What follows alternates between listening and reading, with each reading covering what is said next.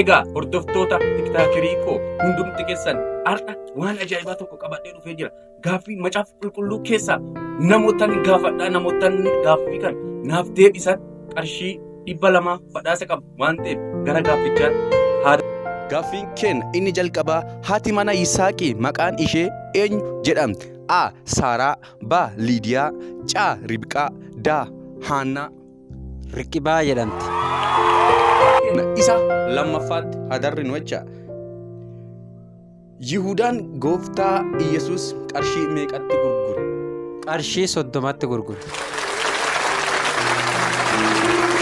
Gaaffii keenya sadaffaatti hadarbinuu jedha. Dubartiin Somsom dogongorsite eenyu jedhamti? Daliilaa jedhamti.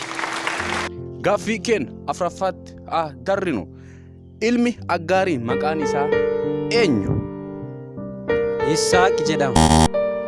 Gaaffii keenya shanaffaatti haa dabarru. Daawiti utuu mootii hin ta'ini maal ture? Tooleet isaa ture. Egaa akkuma gaaffii kana obboleessa keenya kana gaafachaan ture, gaaffii hunda hin deebisne waan ta'eef qarshii badhaasa 200 hin arganne jecha obboleessoo galatoom fayyaa qabaadhu.